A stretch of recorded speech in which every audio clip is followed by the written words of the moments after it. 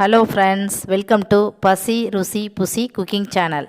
நம்ம சேனலை இப்போ தான் ஃபஸ்ட் டைம் பார்க்குறீங்க அப்படின்னு சொன்னால் மறக்காமல் சப்ஸ்கிரைப் பண்ணுங்கள். அப்போ தான் நான் போடுற வீடியோட நோட்டிஃபிகேஷன் உங்களுக்கு உடனுக்குடன் வந்து சேரும். இன்றைக்கி நம்ம பார்க்க போகிற ரெசிபி அப்படின்னா டெசர்ட் ஃபுட் ஒன்று பார்க்க போகிறோம். பால் பாயாசம் சொல்லலாம், ரவா பாயாசம் சொல்லலாம், பீர்னின்னு சொல்லுவாங்க. முஸ்லீம்ஸ் வந்து இது ரொம்ப அவங்க சைடில் வந்து இது ரொம்ப ஃபேமஸ்ஸு. அவங்க வந்து மட்டன் பிரியாணி செஞ்சால் ஃபங்க்ஷன்லேயோ இல்லை வீட்டில் எது செஞ்சாலும் இந்த பீர்னி வந்து கண்டிப்பாக வைப்பாங்க. ரவா பாயசம்னு கூட சொல்லலாம். ரொம்ப டேஸ்டியாக இருக்கும். ஸோ வாங்க அதை எப்படி செய்கிறதுன்னு வீடியோவில் பார்ப்போம். அதுக்கு 1/2 லிட்டர் காய்ச்சின பால் நான் எடுத்து வச்சுருக்கேன். நல்லா ஆல்ரெடி காய்ச்சி வச்ச பால் தான், நல்லா திக்கான பசும்பாலாக இருந்தாலும் நீங்கள் யூஸ் பண்ணிக்கலாம். நான் எடுத்து வச்சுருக்கிறது பாக்கெட் பால். அடுத்து நம்ம ட்ரை ஃப்ரூட்ஸ், அதாவது முந்திரி, திராட்சை, பாதாம், உங்கள்கிட்ட என்னென்ன ட்ரை ஃப்ரூட்ஸ் நட்ஸ் இருக்கோ எல்லாமே சேர்த்துக்கலாம். நான் என்கிட்ட இருக்க 3 ட்ரை ஃப்ரூட்ஸாக எடுத்து வச்சுருக்கேன். அடுத்தது நம்ம நெய் தேவையான அளவு, நான் ஒரு 2 ஸ்பூன் வரைக்கும் எடுத்து வச்சுருக்கேன். நெய் வந்து நம்ம ரொம்பலாம் ஆட் பண்ண போகிறதில்ல, சும்மா இந்த ட்ரை ஃப்ரூட்ஸ் வறுக்கிறதுக்காக தான். ஸோ தேவையான அளவு எடுத்துக்கலாம்.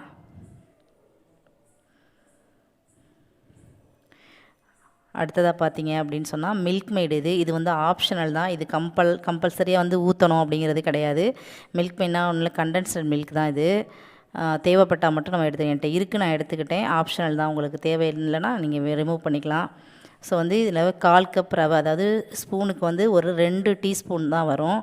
ஸோ வந்து கம்மியான ரவை தான். இவ்வளோ ரவைக்கு தான் நம்ம 1/2 லிட்டர் பால் எடுத்து வச்சுருக்கோம். ஏன்னா நம்ம செய்ய போகிறது வந்து பாயாசம். ஸோ வந்து லிக்யூடாக வேணும். ரவை வந்து வெந்தோடனே கொலன்னு வந்துடும். இப்போ பாருங்கள், சுகர் வந்து இந்த கப்புக்கு 2 கப் நான் எடுத்து வச்சுருக்கேன். உங்களுக்கு நிறைய சுகர் வேணும் அப்படின்னு சொன்னால் நீங்கள் 3 கப்பாக கூட ஆட் பண்ணிக்கலாம். ஸோ வாங்க எப்படி செய்கிறது அப்படின்னு வீடியோவில் பார்ப்போம். ஃபஸ்ட்டு ஸ்டவ் ஆன் பண்ணிக்கோங்க. ஒரு பேன் அடுப்பில் வச்சு பேன் ஹீட் ஆனதும் நம்ம எடுத்து வச்சுருக்க நெய்யில் ஒரு 2 ஸ்பூன் விட்டுக்கலாம். பாருங்கள், நான் ஒரு 3 ஸ்பூன் விட்டுருக்கேன். இதில் நம்ம எடுத்து வச்சுருக்க ட்ரை ஃப்ரூட்ஸை ஃபஸ்ட்டு ஃப்ரை பண்ணி எடுத்து வச்சுருவோம். பாருங்கள், நெய் நல்லா ஹீட் ஆகிடுச்சு.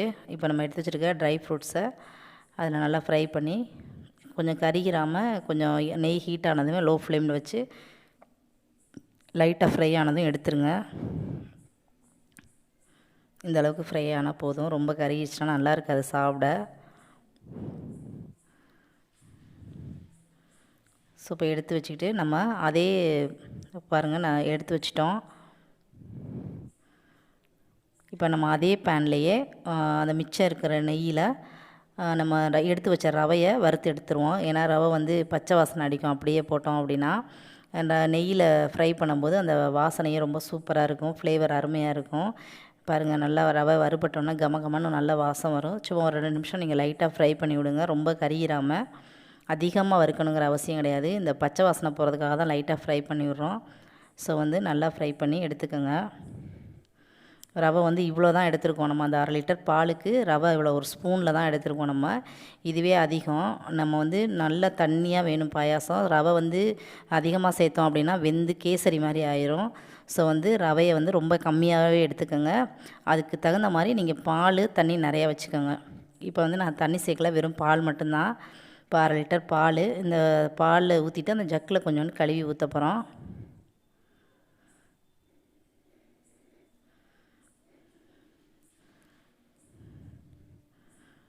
பால் நம்ம ஆல்ரெடி பால் வந்து காய்ச்சின பால் தான் எடுத்திருக்கோம். அதனால் வந்து இது ரொம்ப காய வைக்கணுங்கிற அவசியம்லாம் இல்லை. இது கொதிக்கிற வரைக்கும் கொஞ்சம் வெயிட் பண்ணுவோம். ஒரு 2 மினிட்ஸில் அது கொதிச்சிரும். இப்போ பாருங்கள், பால் நல்லா கொதிச்சிருச்சு. இப்போ கொதித்து வந்ததுக்கப்புறமா நம்ம எடுத்து வச்சுருக்க ரவையை அதில் ஆட் பண்ணிடுவோம்.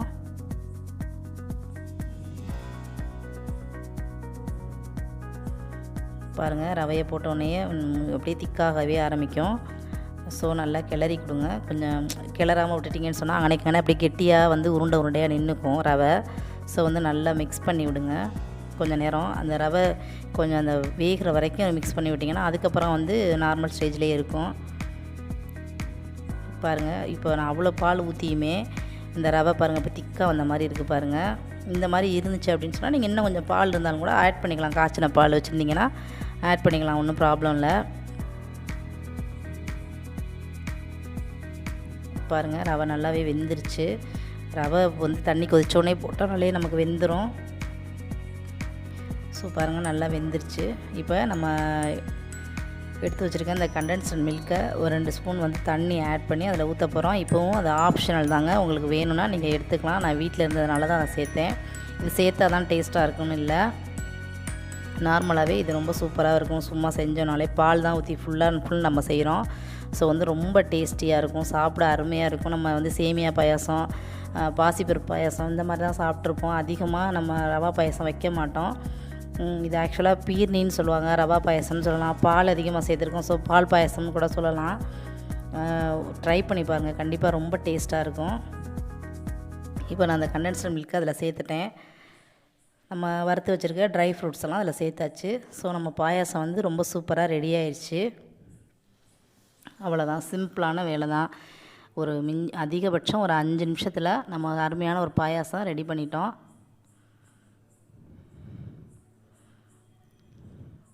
இந்த ஸ்டேஜில் ஆஃப் பண்ணிடுங்க. நீங்கள் இன்னும் இது ஆற வச்சு சாப்பிட்டீங்க கூலிங்க அப்படின்னு சொன்னால் ரொம்பவே சூப்பராக டேஸ்டியாக இருக்கும்.